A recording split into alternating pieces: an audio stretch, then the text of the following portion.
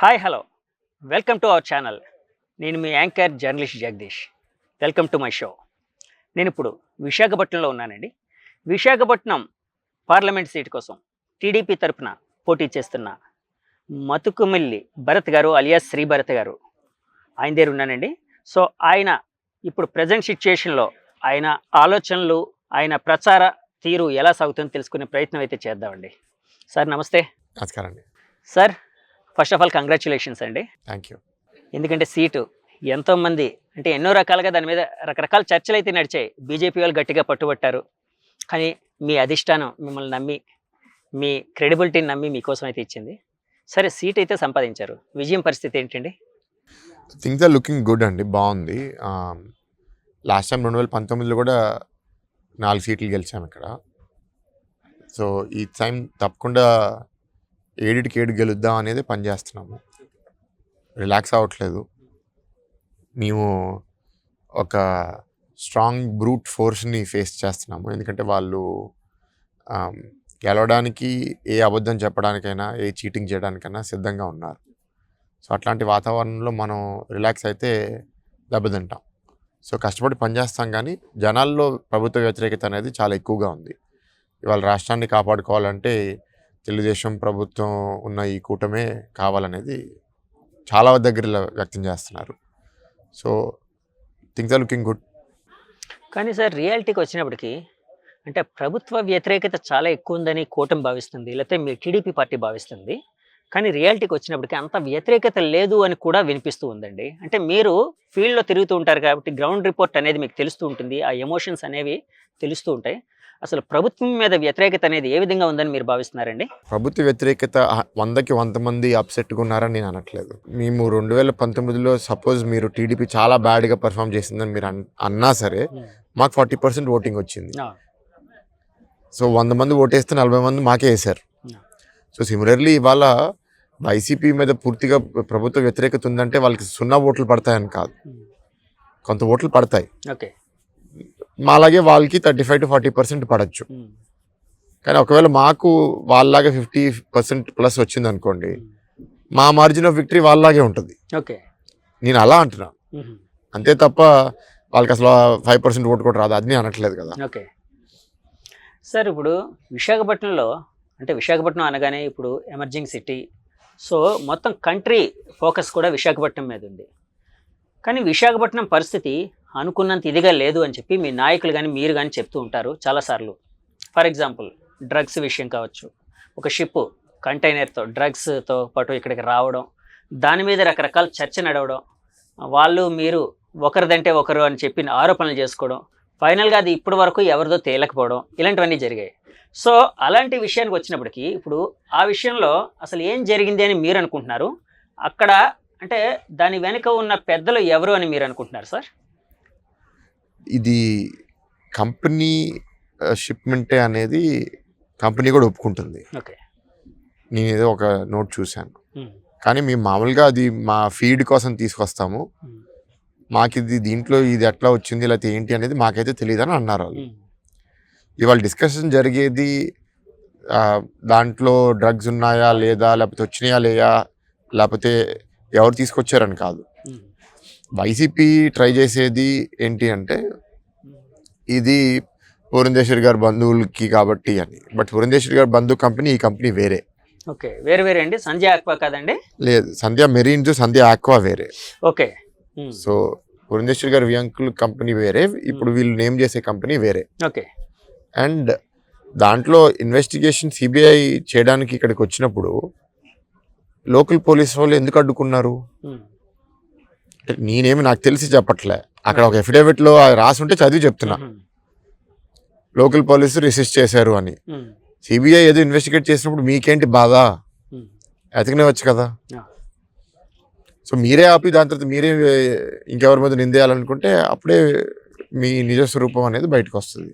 అంటే దాని వెనక ఎవరున్నారని మీరు కానీ మీ పార్టీ కానీ అంటే ఇప్పుడు వైసీపీ ఆ షిప్మెంట్లో ఇన్వాల్వ్ అయ్యిందా లేదా అనేది నాకు తెలియదు, నేను చెప్పలేను. కానీ అక్కడ ఏదో ఉంది, అది దొరికిపోతే మళ్ళీ మన అబాస్పాలు అయిపోతాం, మన మీద ఆల్రెడీ డ్రగ్స్ రాష్ట్రంగా చేస్తామని నింద ఉంది, అది ఇంకా దానికి ఆధారంగా ఉంటుంది అని భయపడి మాత్రం ఆపడానికి ట్రై చేస్తుంటారు. ఓకే.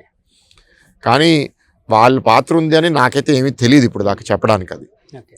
బట్ ఓవరాల్ ఏంటి అంటే లా అండ్ ఆర్డర్ సరిగ్గా లేనప్పుడు, పాలకుడు సరిగ్గా లేనప్పుడు ఏ డ్రగ్ డీలర్ అన్నా మాఫియా అన్నా ఆంధ్ర రాష్ట్రం నుంచి వచ్చినా మనకి ఇబ్బంది లేదు, అక్కడ పోలీసులు అంత స్ట్రిక్ట్గా లేరు, ఒకవేళ దొరికినా డబ్బులు ఇచ్చేస్తే వదిలేస్తారు అని భావన వస్తే ఎక్కువ డ్రగ్స్ మన రాష్ట్రం నుంచి దేశం లోపలికి వస్తాయి, అంటే సముద్రం ఒడ్డు నుంచి. అది దేశానికి మంచిది కదా, రాష్ట్రానికి ఒకటికే కాదు. ల్యాండింగ్ పాయింట్ వైజాగ్ అవడం వల్ల వైజాగ్లో ఇవాళ డ్రగ్స్ marijuana, వీడు, ఇట్లాంటి గంజా, ఇట్లాంటి చాలా డ్రగ్స్ కూడా దొరుకుతున్నాయి. ఓకే సార్, అంటే ఒకవేళ మీరు ఎంపీ అయ్యి మీ పార్టీ అనేది అధికారంలోకి వస్తే ఇప్పుడు ఈ డ్రగ్స్ కంటైనర్ ఏదైతే ఉందో దాని మీద ఏమైనా ఇన్వెస్టిగేషన్, మళ్ళీ రీఇన్వెస్టిగేషన్ జరిగే అవకాశం ఏమైనా ఉందా సార్? కాదండి, ఇప్పుడు ఇన్వెస్టిగేషన్ ఆల్రెడీ సిబిఐ చేస్తుంది ఇవాళ. ఓకే. అసలు ఆ ఇన్వెస్టిగేషన్ ఫస్ట్ జరగనివ్వండి. ఓకే.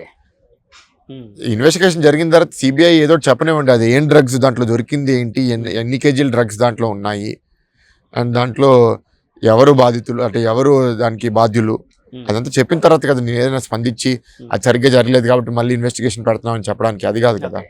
అంటే అసలు ఇవాళ state government police, state government CID మీద పూర్తిగా సమాజంలో నమ్మకం ఈ ప్రభుత్వం తీసేసింది. వాళ్ళు జస్ట్ వైఎస్ఆర్సీపీకి ఒక ఆర్గనైజ్డ్ గూండా డివిజన్ లాగా ప్రవర్తిస్తున్నారు. సో వాళ్ళ మీద నమ్మకం లేదు, వాళ్ళకి ఇన్వెస్టిగేషన్ చేసినా దానికి శాంక్టిటీ లేదు. వాళ్ళు ఏ అబద్ధం రాసినా సరే దాన్ని నిజం చెప్తారు, ఏముంది. ఇప్పుడు రఘురామకృష్ణరాజు గారిని కొట్టేశారు, కొట్టేసిన తర్వాత ఈ గవర్నమెంట్ హాస్పిటల్, గుంటూరు గవర్నమెంట్ హాస్పిటల్లో అది దెబ్బ కాదు, కొట్టింది కాదు, ఆయనకి ఏదో హెల్త్ కండిషన్ ఉందని పచ్చి అబద్ధాలు డాక్టర్లతో ఫోర్స్ చేసి రాపించారు. పాపం ఆ డాక్టర్లు కావాలని రాసుండరు, ఆ ఒత్తిడికి రాసుంటారు. ఆ పోలీసులు కూడా మేమేం కొట్టలేదని అబద్ధాలు చెప్పారు. సిగ్గుండాలి వాళ్ళందరికీ. సికింద్రాబాద్కి వెళ్ళి అక్కడ ఆర్మీ హాస్పిటల్లో అవును కొట్టారు అని వాళ్ళు ఆదరిస్తే అప్పుడు సుప్రీంకోర్టులో మొట్టికాయ కొట్టారు. అంటే అంత సిగ్గులేని ప్రభుత్వం ఇది, పట్టుపగల అబద్ధాలు చెప్తున్నారు. సార్, వ్యవస్థల మీద మీరు అంటే ఇప్పుడు అన్నారు, అంటే ప్రభుత్వ పోలీసు అధికారులు కానీ లేకపోతే ప్రభుత్వం కానీ కొంత ఒత్తిడితో తలొగ్గి వీళ్ళు డాక్టర్లు అలాంటి వాళ్ళు పనిచేసి ఉండొచ్చు అని అన్నారు కదండి.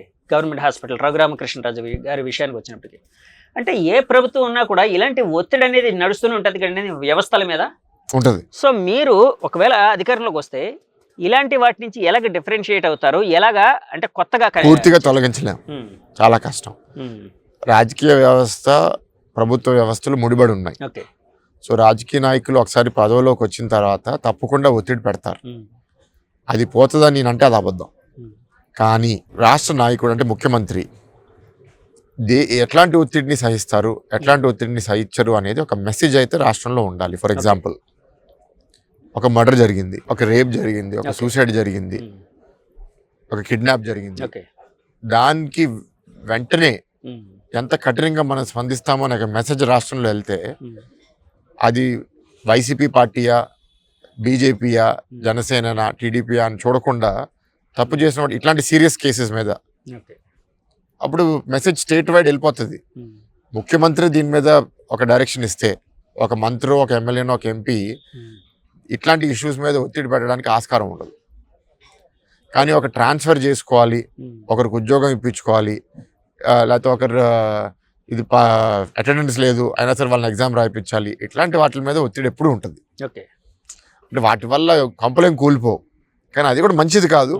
కానీ రాజకీయ వ్యవస్థలో ఏముంటుంది, చాలామంది వచ్చి అడుగుతారు, మనకి ఓటర్ అడిగితే చేయాలనే బాధ్యత ఉంటుంది, ట్రై చేస్తాము.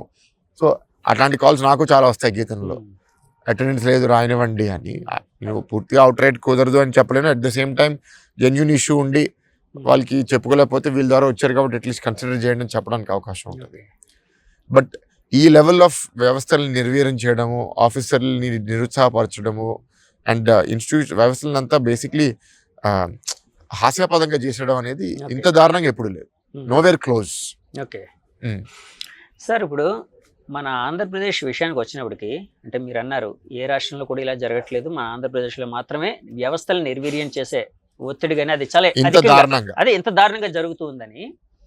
సో ఒకవేళ మీరు వస్తే దాన్ని ఏ విధంగా కరెక్ట్ చేసే క్రమం చేస్తారు, అంటే ఎలా చేయగలుగుతారు? అంటే ఫస్ట్ టీడీపీ కార్యకర్తలు, నాయకులు, జనసేన కార్యకర్తలు, నాయకులు ఈ 5 సంవత్సరాల్లో చాలా వేధింపులకు గురయ్యారు, చాలా ఫ్రస్ట్రేషన్లో ఉన్నారు. సో వాళ్ళకి ఒకసారి పవర్ వచ్చిన తర్వాత రాష్ట్ర వ్యాప్తంగా 175 నియోజకవర్గంలో ఎక్కడ ఏది సమస్య ఉండకుండా మేము చేస్తామని చెప్పలేము. కానీ ఎక్కడన్నా ఇష్యూ పెద్దగా అవుతుంది అంటే తప్పకుండా దాన్ని అరికట్టడానికి చంద్రబాబు నాయుడు గారు, పవన్ కళ్యాణ్ గారు యాక్షన్స్ అయితే తీసుకుంటారు. Okay. Law and order control చేయడానికి మనం అందరినీ సమానంగా 95 నుంచి 2004 మధ్యలో ఫ్యాక్షనిజం తగ్గాలి, నక్సలిజం తగ్గాలి అని ఉట్టి మనకి వ్యతిరేకంగా ఉన్న వాళ్ళని కాదుగా. ఇప్పుడు టీడీపీ పార్టీలో కూడా ఎలిమెంట్స్ ఏమైనా ఉంటే వాటిని కూడా మనం కంట్రోల్ చేస్తాం. అది చంద్రబాబు నాయుడు గారి track record. Okay. So similarly ఇప్పుడు కూడా అట్లాగే ఉంటుంది. మనం కొన్ని విషయాల్లో నో టాలరెన్స్ ఎవరికి చేయము, కొన్ని విషయాల్లో అవి ఉంటాయి, రాజకీయ వ్యవస్థలో అవి తప్పవు. ఓకే సార్, ఇప్పుడు కూటమి విషయంలోని అంటే పరిస్థితి ఎలా ఉందండి? అంటే కొన్నిసార్లు వినిపించింది ఏంటంటే టీడీపీ జనసేన ఎప్పుడైతే కలయిక చంద్రబాబు గారు ఆ రోజు జైల్లో ఉండడం అంటే రెండు పార్టీలు కలవడం అనేది జరిగిందో ఒక విపరీతమైన బూస్టప్ అనేది వచ్చింది. కానీ బీజేపీ కలవగానే ఆ టెంపో తగ్గింది, ఆ ఫోర్స్ అనేది తగ్గింది అని చెప్పి బయట రకరకాల కథనాలు కానీ ప్రచారాలు కానీ జరుగుతున్నాయండి. దానికి సంబంధించి మీరేం చెప్తారు? అది నిజమంటారా? లేదంటే ఒక అపోహ అయితే జనాల్లో ఉండే అవకాశం ఉంది. ఎందుకంటే మీరు 2017లో 18లో మీరు బీజేపీతో విడిపోయి వెళ్ళారు.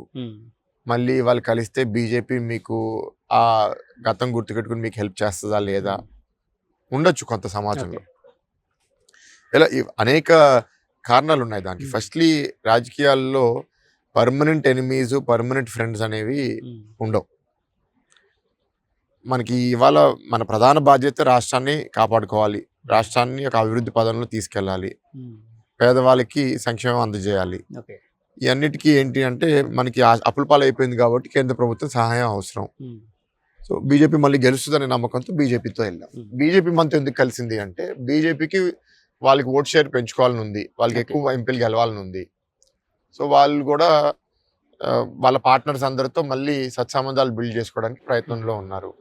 సో కలిసి వచ్చింది. సో ఎన్డీఏ కూటమిలోకి రకరకాల పార్టీలను ఆహ్వానిస్తున్నారు. అట్ ద సేమ్ టైం టీడీపీని కూడా అంతకుముందు ఎన్డీఏలో ఉంది కాబట్టి మళ్ళీ ఆహ్వానించారు. అంతే అండి? అంతే కదా. ఇప్పుడు ఈ అపోహ ఎప్పుడైతే పోతుందంటే మనంతా మెసేజింగ్ క్లియర్గా ఉంటే పోతుందండి. వైసీపీ కూడా ఏంటంటే ఈ 5 సంవత్సరాలు బీజేపీ ఏ ఇష్యూ ఇచ్చినా సరే ఏమీ రాష్ట్ర ప్రయోజనాల కోసం అడగకుండా రాజ్యసభలో ఓటేసారు ప్రతి బిల్కి. ఓటేసేయడం వల్ల వీళ్ళకి ఏదో స్వార్థ ప్రయోజనాలు ఏదో మేలు జరిగి ఉండొచ్చు. అంటే వాళ్ళ కేసుల్లో రిలీఫ్ కోసమో లేకపోతే ఇంకా దేనికోసమో. ఇప్పుడు మొన్న ఒక ముఖ్యమంత్రి గారు బాబాయ్ మర్డర్ కూడా జరిగింది కదా, దాంట్లో కూడా ఏదో అడుగుంటారు.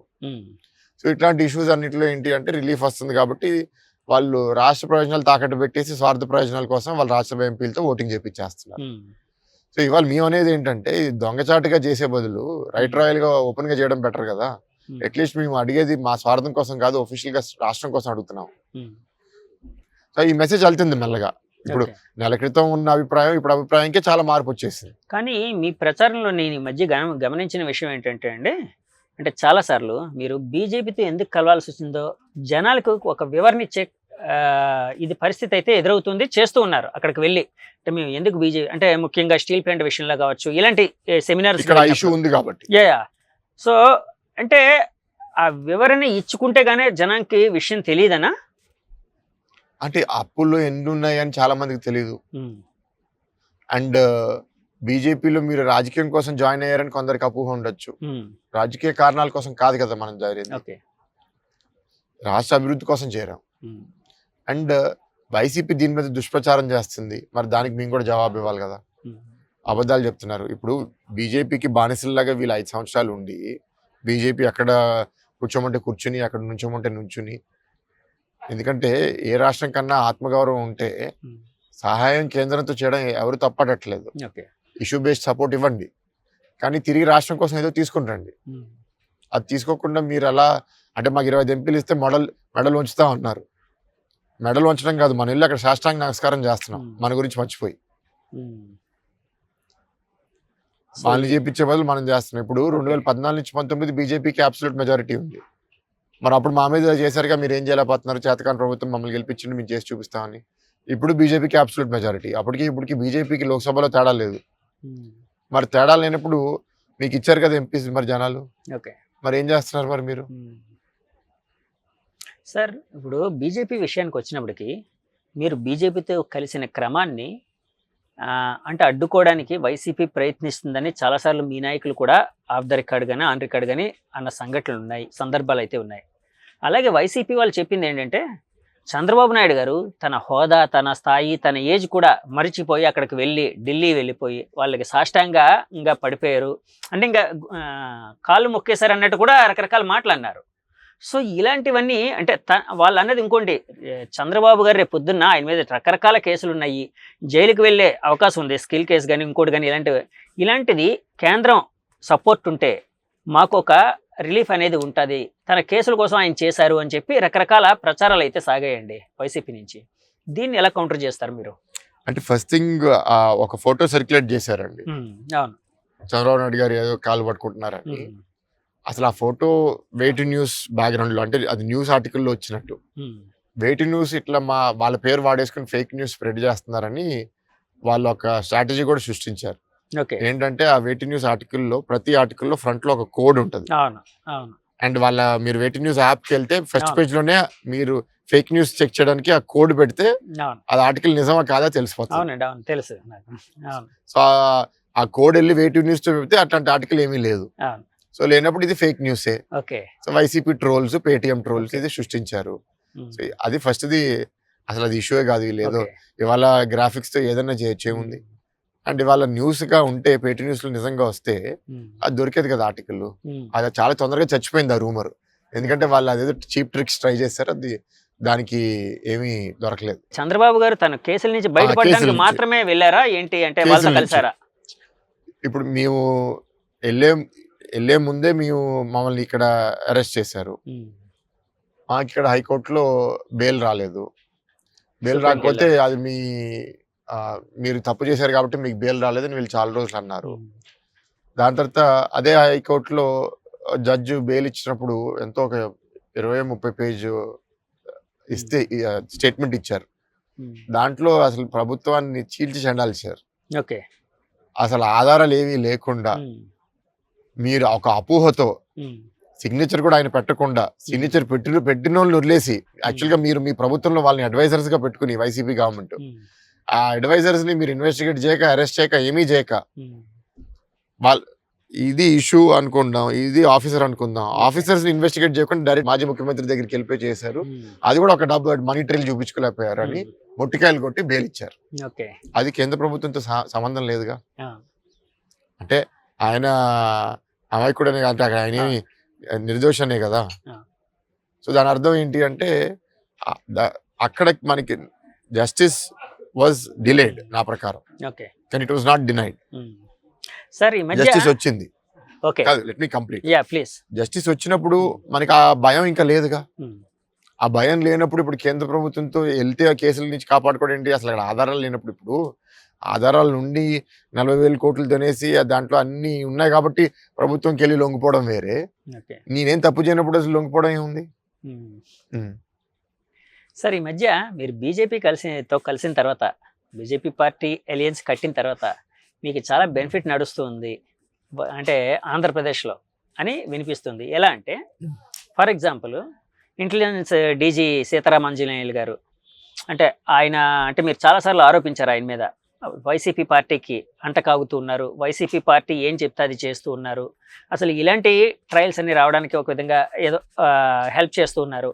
అలాగే విజయవాడ కమిషనర్ గారు కాంతి రాణా గారు, వాళ్ళందరూ వైసీపీ వాళ్ళని సపోర్ట్ చేస్తూ ఉన్నారు.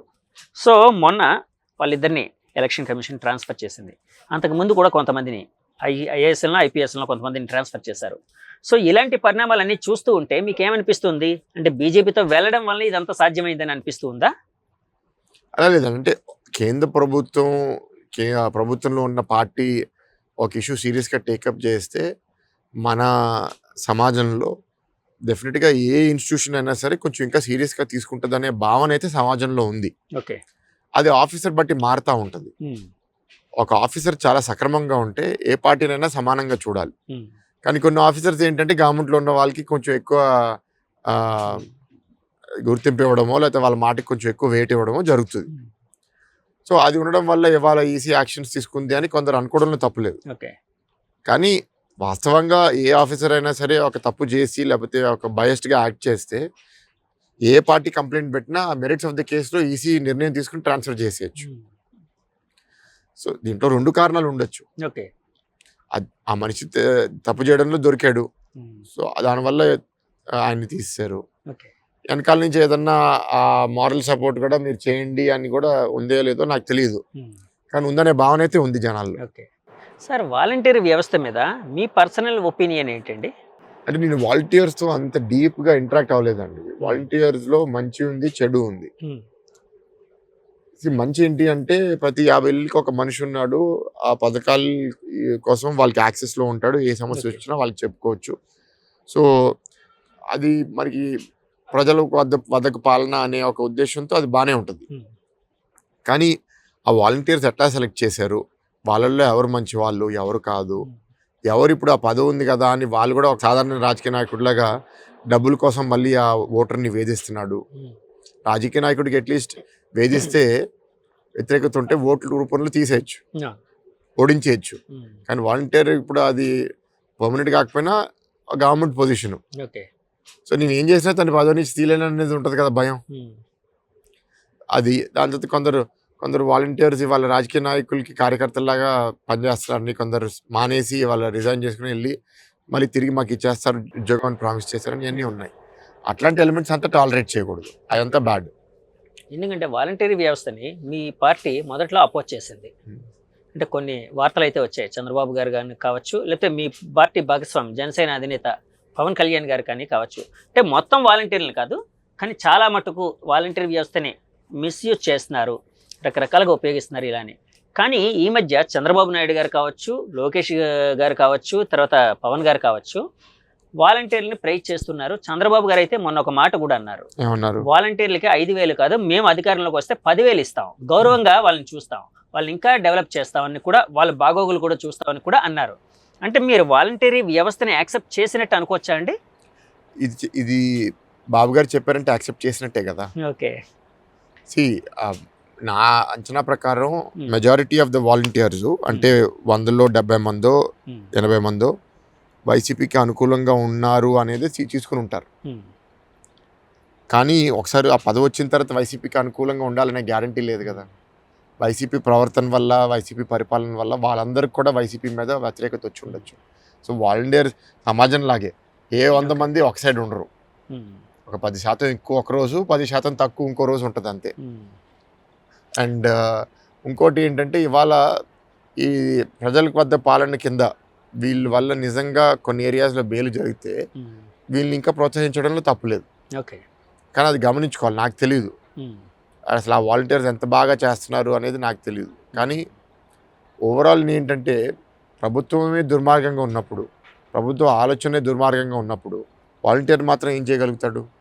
ఇప్పుడు ప్రభుత్వం పెట్టింది 300 యూనిట్లు కరెంట్ దాటితే మీకు పథకాలు కట్టని. ఒక ఏసీ కొంటే కూడా ఈజీగా 300 యూనిట్లు దాటేస్తుంది. So that is the problem that ఇవాళ గవర్నమెంట్ స్కీమ్స్ ఒకసారి ఆ పథకం తీసేసిన తర్వాత వీళ్ళు వాలంటీర్ దగ్గరికి వచ్చినా వాలంటీర్ తిరిగి వేయడానికి పవర్ లేదు.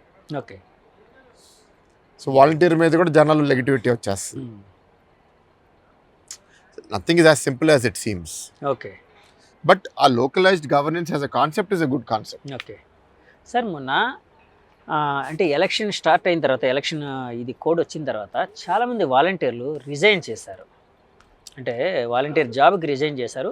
వైసీపీకి ఫేవర్గా కొంతమంది అయితే అందులోంచి చాలామంది వెళ్ళి సపోర్ట్ చేస్తున్నారు. సో ఆ పరిణామాన్ని ఎలా చూడాలంటారు? అది వైసీపీ పార్టీకి మేలు చేసే విధంగా ఉంటుందని అనుకోవచ్చా? ఏదండి, వాలంటీర్లు కొంతమంది జాబ్ లో ఉండేవారు, వాళ్ళందరూ రిజైన్ చేసి వాళ్ళకి ఏంటంటే వైసీపీ కార్యకర్తలు వాళ్ళ మీద చాలా వ్యతిరేకంగా ఉన్నారు. వైసీపీ పార్టీ మీద సర్పంచ్లకి ₹1 లేదు, ఒక బల్బ్ వేసుకోవడానికి ఏమీ చేయడానికి లేదు, రోడ్ వేసుకోవడానికి, రోడ్ రిపేర్ చేసుకోవడానికి కూడా డబ్బులు లేవు. సో సర్పంచ్లు ఎక్కువ మంది వాళ్ళు గెలిచినా రాష్ట్ర వ్యాప్తంగా ప్రభుత్వం మీద తీవ్రమైన వ్యతిరేకత, వాళ్ళతో ఉన్న కార్యకర్తలు కూడా వ్యతిరేకత. సో కార్యకర్తలు, నాయకులు అందరు మన మీద వ్యతిరేకంగా ఉన్నారు.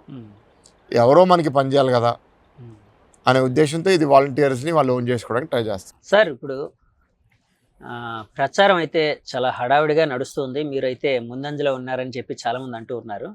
సో ప్రచారంలో మీకు ఎలాంటి సమస్యలు కానీ ఎలాంటి వినతులు కానీ ఎదురవుతూ ఉన్నాయండి? రకరకాలుగా అండి. అంటే కొందరు మాకు సామాజిక భవనాలు కావాలని చాలా దగ్గరలో అడుగుతున్నారు. కొందరు మాకు ఇవాళ మా పిల్లలకి ఉద్యోగాలు లేవు, లేకపోతే ఈ వార్డులో ఉద్యోగ కల్పన సరిగ్గా జరగట్లేదు. కొన్ని ఏరియాస్లో మాకు మంచినీరు అంటే ఇంటింటి కుళాయి కావాలి, లేకపోతే ఆ డ్రైనేజ్ ఇష్యూస్ ఉన్నాయి రిజాల్వ్ చేయమని. చాలా సమస్యలు అండి. అంటే ఒక నమ్మకం కోల్పోతున్నారు ప్రభుత్వంలో. ఈ 5 సంవత్సరాలు అడిగినా స్పందించట్లేదు, రావట్లేదు. గెలిచిన కార్పొరేటర్లు కూడా వాళ్ళు కమిషన్లు తీసుకుంటున్నారు, కానీ మాకు సమస్య వచ్చేసరికి మాత్రం పరిష్కరించట్లేదు. ఇలా రకరకాల ఇబ్బందులు. అండ్ పాలిటిక్స్ కూడా ఏంటంటే మనని కలిసే వాళ్ళు న్యూట్రల్స్ ప్రో టీడీపీ వాళ్ళే కదా. సపోజ్ మాకు ఒక 35-40% ఓట్ బ్యాంకు, వైసీపీకి 35-40% ఓట్ బ్యాంకు అంటే ఒక 70 to 80% ఫిక్స్డ్ ఓటింగ్ ఉంటుంది. దాంతో ఇప్పుడు జనసేన ఓట్ బ్యాంక్ కూడా ఉంటుంది. లెటసే జనసేన టీడీపీ కలిపి ఒక 45-50 మధ్యలో ఉందాం అనుకుందాం. అట్లీస్ట్ ఒక 15-20% న్యూట్రల్ ఓట్ బ్యాంక్ ఉంటుంది. వాళ్ళు ఎవరికి స్ట్రాంగ్గా ఫిక్స్ అవ్వరు. సో ఆ 15-20% న్యూట్రల్ ఓట్ బ్యాంక్ అయితే చాలా వరకు వాళ్ళు ఈ కూటమికి అనుకూలంగా ఉంది. సో వాళ్ళు కలిసినప్పుడు కొందరు అసలు ఏం లేదు, మేము గెలిపించేస్తాం, ఇప్పుడు ఏం బాగాలేదు, మీరు రావాలంటారు. కొందరు వింటారు. అట్లా సార్, ప్రచారానికి సంబంధించి ఒక ప్రచారం అయితే బయట సాగుతుంది. మీ ప్రచారానికి సంబంధించి ప్రచారం అంటే తెలుగుదేశం పార్టీకి సంబంధించి లోకేష్ గారు ప్రచారానికి ఎక్కడ రావట్లేదు. ఈవెన్ ఆయన సొంత నియోజకవర్గమైన మంగళగిరిలోనే ఆ మధ్య కనిపించారు, తర్వాత కనిపించడం మానేశారు. అసలు లోకేష్ గారు ఏమైపోయారు ఇలా అని చెప్పి రకరకాల వార్తలు అయితే వస్తూ ఉన్నాయండి. మీకేం తెలుసా సార్?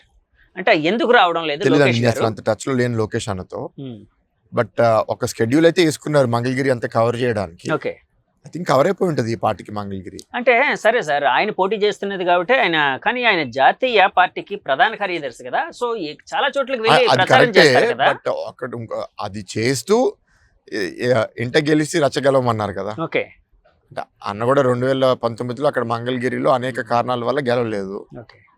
సో ఇప్పుడు ఆయన అన్నారు ఇవాళ 50,000 మెజారిటీతో గెలిపించాలని కృషి చేస్తున్నారని. మరి 50,000 అనేది చిన్న టార్గెట్ కాదు. అంటే తెలుగుదేశం పార్టీ ఒక్కసారి గెలిచింది 40 సంవత్సరాల్లో. సో 50,000తో గెలవడం అనేది అలాటప్ప విషయం కాదు. నిజంగా గానీ ఆయన సాధిస్తే అది అమేజింగ్. సార్, ఆ విధంగా లోకేష్ గారిని ఒక నియోజకవర్గానికి కన్ఫైన్ అయ్యేటట్టు చేయడం, అంటే ఆ బౌండరీలోనే ఉండిపోవడం వల్ల పార్టీకి వేరే విధంగా ఆయన ద్వారా వేరే చోట్ల ప్రచారం చేస్తే ఇంకా మైలేజ్ వచ్చే అవకాశం ఉంది కదా. అలా కోల్పోయిందా అని అడుగుతున్నాను. అదే అండి, అనేది ఏంటంటే మనకి ఫ్రంట్ ఎండ్ ఉంది, బ్యాక్ ఎండ్ ఉంది. ఫ్రంట్ ఎండ్ అంటే ప్రచారం చేయడం. దానికి ఇవాళ మాకు స్టార్ క్యాంపెయినర్స్ చాలా మంది ఉన్నారు. చంద్రబాబు నాయుడు గారు ఉన్నారు, పవన్ కళ్యాణ్ గారు ఉన్నారు, బాలకృష్ణ గారు ఉన్నారు. వీళ్ళు ముగ్గురు ఆల్రెడీ చేస్తున్నారు. ఇది కాకుండా బహుశా కేంద్ర మంత్రులు కూడా వస్తూ ఉంటారు ఇంకా. సో ప్రచారం ఒక యువ నాయకుడు వచ్చి ఆయన మాడితే కూడా బాగుంటుంది, కానీ అంతర్గతంగా బ్యాక్ ఆఫీస్ వర్క్ కూడా దీంతో ఈక్వల్ లేకపోతే ఎక్కువ ఉంటుంది. మరి అది ఎవరు చూసుకుంటారు? ఆయన నేషనల్ జనరల్ సెక్రటరీ, పార్టీ వ్యవహారాల్లో డీప్గా ఇన్వాల్వ్. ఇన్ఫ్యాక్ట్ 2019 ఎలక్షన్స్ రిజల్ట్ తర్వాత బాబు గారు అన్నది, పార్టీ నడపడంలో పార్టీ పరిపాలనలో కొంత నేను ఫోకస్ తప్పింది, సో నేను రాజకీయం చేయడం తగ్గించేసాను లేకపోతే మర్చిపోను అనే విధంగా మాట్లాడారు. సో అది వాళ్ళు చేయడం మంచిది కదా అంటున్నా. ఇప్పుడు ఫర్ ఎగ్జాంపుల్ ఇక్కడే మీరు చూడండి, గండిబాబ్జీ గారిని పార్లమెంట్ పార్టీ ప్రెసిడెంట్ చేశారు. ఆ నిర్ణయం పార్టీ త్వరగా తీసుకుంది. ఇదంతా పార్టీలో ఎవరో ఆలోచించుకుని నిర్ణయాలు తీసుకోవాలి కదా. సో అది లొకేషన్ చేస్తున్నారని నేను అనుకుంటున్నాను. మరి నాకు కూడా నిజంగా ఆయన ఎంత టైం జర్నీ స్పెండ్ చేస్తాడో నాకు తెలియదు. కానీ బయట వైసీపీ వాళ్ళ ప్రచారం అయితే ఎలా ఉందంటే అండి, లోకేష్ గారు ఓడిపోతారన్న భయంతోనే మంగళగిరికి పరిమితం అయిపోయారు. మంగళగిరిలో గెలవడం కోసం ఆయన అక్కడే ఉండిపోయారు. సో అంటే ఒక విధంగా ఆ భయం అనేది ఆయనలో మొదలైంది అని వాళ్ళంటూ ఉన్నారండి. దాన్ని ఎలా కౌంటర్ చేస్తారు మీరు? అంటే లొకేషన్ ఓడిపోతాడని వాళ్ళకి అంత పక్కాగా వాళ్ళకి అనిపిస్తే వాళ్ళు ఆయన ఓడించడానికి సెపరేట్గా ఒక టీం అక్కడ ఎందుకు పెడుతున్నారు? నేను ఉన్నంత వరకు వాళ్ళు 4 టీమ్స్ కుప్పంలో, హిందూపూర్లో, పిఠాపురంలో, మంగళగిరిలో పెట్టారంట. అంటే వీళ్ళు 4 ఏదో చేసి ఓడించినట్టు ట్రై చేయండి, ఏ ఒక్కరిని ఓడించలేరు. కానీ వాళ్ళ ప్రయత్నం మాత్రం పెడుతున్నారు. దానికి ఒక ఇన్ఛార్జ్ పెట్టుకుని బయట నుంచి ఆ నియోజకవర్గానికి సంబంధం లేని వాడిని ఇంత డబ్బులు పంపించి ఎంతో ఒక 150 కోట్లు 200 కోట్లు ఖర్చు పెట్టడానికి సిద్ధంగా ఉండి రకరకాల పైరవీలు ప్రయత్నాలు వైసీపీ అయితే ఎందుకు చేస్తున్నారు అయితే ఆయన ఎట్లాగో ఆ నియోజకవర్గం ఓడిపోతున్నాడని మీకు అనిపిస్తే మీరు ఇంత కష్టపడాల్సిన అవసరం ఏంటి? వదిలేసేయండి, ఓడిపోతారు. మీరు గెలుస్తున్నాడు అనే భయంతోనే కదా మీరు ఇన్ని ఆయుధాలు వాడేది. సో భయం అనేది వైసీపీ వాళ్ళనే ఉందంటారా? అంటే మీరు ఎందుకు చేస్తున్నారంటున్నా. ఓకే, మీ ప్రకారం ఆయన అక్కడ ఓడిపోతున్నాడు, ఎందుకు మీకు ఇదంట అంట. ఇప్పుడు మంగళగిరిలో అన్నిసార్లు ఇన్ఛార్జీలు మార్చాల్సిన అవసరం ఏంటి? మీ ఎమ్మెల్యేనే మిమ్మల్ని తిట్టేసి వెళ్ళిపోయి కాంగ్రెస్ చేరిపోయి ఆవిడ చల్మా గారి దగ్గరికి వెళ్ళి మళ్ళీ ఆయన మీద నాకు తెలిసి మీరు తెలియదు మీరు ఏం చేస్తారు, కానీ వాళ్ళ మోడస్ ఆపరండి తెలుసు. ఏదో మానసికంగా ఒత్తిడి పెట్టి, వ్యాపారం మీద ఒత్తిడి పెట్టి, బ్రదర్ మీద ఒత్తిడి పెట్టి ఏదేదో చేసి అది తిరిగి మీరు తెచ్చుకున్నారు. అది డిస్టర్బ్ అయిపోయింది కదా. అంటే మీరు ఆయన గెలిచిపోతున్నాడనే భయంతోనే కదా మీరు ఇన్నిసార్లు ఇన్ని మార్పులు చేర్పులు చేస్తున్నారు అక్కడ. ఎక్కడైనా సరే హిందూపూర్ కూడా అంతే కదా. ఏ ఒక్క అభ్యర్థి కంటిన్యూస్గా పోటీ చేయట్లే. 14లో చేసినారు, 19లో చేయలే, 19లో చేసినారు, ఇప్పుడు 24లో చేయలే. సార్ ఎవరు ఏమనుకున్నా కూడా లోకేష్ గారు అనగానే మీ పార్టీలో నెంబర్ 2. కానీ ఆయన ప్రచారానికి అంటే వస్తారు లేదు ఇప్పటి వరకు ఇప్పుడుండే సిచ్యుయేషన్ ప్రకారం నేను ఈ క్వశ్చన్ అడుగుతున్నానండి. అంటే ఇప్పటి వరకు అయితే వేరే నియోజకవర్గాలకి ఆయన ప్రచారానికి వెళ్ళలేదు. ఏమో మేబీ రేపు వస్తే రావచ్చేమో. కానీ ఇది ఇలాంటి సిచ్యుయేషన్ కొనసాగితే ఎలక్షన్ వరకు ఒక నెగిటివ్ ఇంపాక్ట్ అనేది లేకపోతే నెగిటివ్ సైన్ అనేది జనంకి ఇచ్చేటట్టు అవదా సార్? ఎందుకంటే నెంబర్ 2 పర్సన్ ఆయన పార్టీలో. ఆయన మొత్తం తిరిగితే ఆ ఇంపాక్ట్ కానీ అది కానీ ఉంటుంది. అట్ ద సేమ్ టైం ఆయన ఒక నాయకుడిగా ఎమర్జ్ అవ్వడానికి ఒక అద్భుతమైన అవకాశంగా ఉంటుంది. అదే అంటున్నానండి, లోకేష్ అన్నకి ఇంకా చాలా లాంగ్ కెరియర్ ఉంది. ఆయన ఏంటి, ఆయన సత్తా ఏంటి అనేది మళ్ళీ ఆయన కొత్తగా వచ్చి నిరూపించుకోవాల్సిన అవసరం లేదు. ఇప్పుడు ఆ యువగలం ప్రయాణంలో పాదయాత్రలో ఆయన ఎట్లా ఇవాల్వ్ అయ్యారు, ఎట్లా ఒక మంచి నాయకుడిగా ప్రజల్లో మెప్పు పొందారు. దాని తర్వాత యువగలం ముగింపు సభలో నా ప్రకారం చాలా బాగా మాట్లాడారు. దాని తర్వాత శంకరావం ప్రోగ్రామ్స్ అని కూడా రాష్ట్రంలో అనేక నియోజకవర్గాల్లో చేశారు. సో ఆయన మెసేజ్, ఆయన ఆలోచన, ఆయన పనితీరు అనేది ఆల్రెడీ ప్రజల లోపలికి వెళ్ళిపోయింది. ప్రత్యేకంగా మా కార్యకర్తల నాయకుల లోపలికి వెళ్ళిపోయింది. మా అందరికీ ఆయన మీద ఒక నమ్మకం అయితే బలంగా ఇంకా డెవలప్ అయింది. సో మాకేమీ అది ఇష్యూగా నేనైతే భావించట్లా. అంటే జనంలో ఎలాంటి నెగిటివ్ ఇంపాక్ట్ అనేది లేకపోతే అంటే నెగిటివ్ వీళ్ళు ట్రై చేస్తారు కదండి, వైసీపీ వాళ్ళు ట్రై చేస్తారు కదా. నేను అదే అంటున్నాను సార్. వాళ్ళు ఏంటంటే ప్రతిదీ ఇప్పుడు ఎప్పుడైనా సరే అది అలానే టీడీపీ ట్రై చేయదని అన్నట్లే. టీడీపీకి కూడా ఏదైనా వీక్నెస్ దొరికితే టీడీపీ కూడా దాన్ని ఎక్స్ప్లోయిట్ చేయడానికి ట్రై చేస్తారు. అవతల వాళ్ళది ఇప్పుడు ఏంటి, ఇప్పుడు ఆయన బయట కనపడలేదు కాబట్టి ఏదో లోపం ఉందా ఆరోపణ క్రియేట్ చేయడానికి ఏముంది? బట్ అంతర్గతంగా జరిగేది చెప్తున్నా. నేను ఇవాళ నేను చూసేది ఏంటంటే పార్టీలో నిర్ణయాలు ఫాస్ట్ గా తీసుకుంటున్నారు. I'm very happy. అంటే అందులో లోకేష్ గారి పాత్ర ఉందని నేను బలంగా నమ్ముతున్నా. ఇక్కడ కొన్ని దగ్గర ఎలక్షన్ అబ్జర్వర్లు వేయడము, ఎలక్షన్ కోఆర్డినేటర్స్ వేయడము, ఇన్ఛార్జీలు మార్చడము, చాలా ఫాస్ట్ గా నిర్ణయాలు జరుగుతున్నాయి. So that is very very good. Sir ఇందాక మీరు ఒక మాట అన్నారు, నలుగురిని ఓడించడానికి వైసీపీ ప్రభుత్వం చాలా గట్టిగా ట్రై చేస్తుంది. చంద్రబాబు గారు, లోకేష్ గారు, బాలకృష్ణ గారు అండ్ చేస్తున్నారు, నాకు ఎవరు చెప్పారు, అండ్ పవన్ కళ్యాణ్ గారు. సో సరే, ఇప్పుడు చంద్రబాబు గారిని ఓడించి అంటే వీళ్ళందరినీ ఓడిస్తే పార్టీ పరిస్థితి అనేది అంటే పార్టీ ఎథికల్గా బయటకు లేవదు అన్న ఒక అయ్యుండొచ్చా అండి? అంతే అండి. ఇప్పుడు ఈ నలుగురు నాయకులకి బూతులు క్యాప్చర్ చేయడము, దొంగ ఓట్లు వేయించడము, చీటింగ్ చేయడము ఈ నలుగురికి అలవాట్లేదు. కానీ కడప పార్లమెంట్లో పులివెందుల్లో ఎన్ని నియోజకవర్గాలు క్యాప్చర్ చేస్తారు, ఎన్ని అన్యాయాలు చేస్తారు, ఎన్ని చీటింగ్ చేస్తారు అనేది నేను చెప్పలేను, నాకు తెలియదు. కానీ చాలా పుకార్లు విన్నా అక్కడ ఫేర్ ఎలక్షన్స్ జరగనివ్వరని. కానీ ఇప్పుడు కడప ప్రజలు కూడా నేను కోరేది ఏంటి అంటే అక్కడ కూడా ప్రతి బూత్లో మీ ఓటు హక్కును మీరు వినియోగించాలి, మీ అభిప్రాయం మీరు అక్కడ తెలియజేయాలి, ప్రత్యేకంగా కడప జిల్లాలో. ఎందుకంటే అక్కడ కూడా చాలా అన్యాయాలు జరుగుతున్నాయి. కానీ మీరు ఏదో అక్కడ మనం దౌర్జన్యం చేద్దాం, రౌడీజం చేద్దాం అండ్ ప్రభుత్వం మన చేతిలో ఉంది కాబట్టి ఏదో చేద్దామని అడుకోవచ్చు. కానీ ఓటింగ్ బూత్కి వచ్చేసరికి మీరు మీ ఓటు రూపంలో చూడమని కడప ప్రజలను కూడా కోరుతున్నాను నేను. సార్ ఇప్పుడు యాక్చువల్గా ఎలక్షన్ అనేది అంటే అప్పటి వరకు ఒక 20 ఏళ్ళు లేకపోతే 10 ఏళ్ళ క్రితం వరకు ఎలక్షన్ అనేది లేకపోతే లాస్ట్ ఎలక్షన్ వరకు కూడా అంటే జనాలతో మమేకమయ్యి జనాలతో ఇంటరాక్షన్తోనే ఉండేది. కానీ ఇప్పుడు అది డిజిటల్ యుద్ధం అయిపోయింది. సోషల్ మీడియా అనేది అంతగా పాపులర్ అయిపోయింది. సో ప్రతి కార్యకర్త లేకపోతే ప్రతి నాయకుడు సోషల్ మీడియాలో తన భావాల్ని తన ఆలోచనల్ని ప్రజల వరకు తీసుకుని వెళ్తూ ఉన్నారు. ఒక విధంగా ఇది ఎలాంటి ఇంపాక్ట్ని క్రియేట్ చేసే అవకాశం ఉంది? అంటే ఇలాంటి మార్పు ఎలక్షనీరింగ్కి మంచి చేస్తుందా, చెడు చేస్తుందా? నా మీద ఫీడ్బ్యాక్ ఫర్ ఎగ్జాంపుల్ అండి, చాలా మంది నన్ను ఇవాళ డిజిటల్ రూపంలో చూస్తున్నారు. నా ఇన్స్టాగ్రామ్ రీల్స్ లేకపోతే ఫేస్బుక్ లోనో లేకపోతే యూట్యూబ్ ఇంటర్వ్యూస్ లోనో మీరు నావ మీద వెళ్తూ ఫుడ్ తినేది బాగా వైరల్ అయింది. అవన్నీ వాళ్ళు చూసి కొన్ని ఏరియాస్ లో మమ్మల్ని వచ్చి ఫిజికల్ గా వచ్చి కూడా కలిస్తే బాగుండు. అంటే సమాజంలో ఏంటంటే అవన్నీ చూసినా ఒకసారి మనిషిని చూడాలి, మనిషిని ముట్టుకోవాలనేది కూడా ఉంటది. సో ఎంత మనం సామాజిక మాధ్యమాల్లో చేసినా గ్రౌండ్ లో యాక్టివిటీ చేయకపోతే అది చాలా కష్టం అవుతుంది గెలవడానికి. బ్యాలెన్స్ చేసుకోవాలి. కానీ గ్రౌండ్ లో చేసిన యాక్టివిటీస్ మన సోషల్ మీడియా ద్వారా యాంప్లిఫై చేసుకోవచ్చు. ఆ బ్యాలెన్స్ మెయింటైన్ చేసుకోవాలి. అసలు జనాలతో కలవక మాట్లాడిపోతే నమ్మకం అనేది ఇవాళ సోషల్ మీడియాలో ఫేక్ న్యూస్ చాలా ఎక్కువ స్ప్రెడ్ అయిపోతుంది. వాట్సాప్లో ఫేక్ న్యూస్ చాలా ఎక్కువ వెళ్ళిపోతుంది.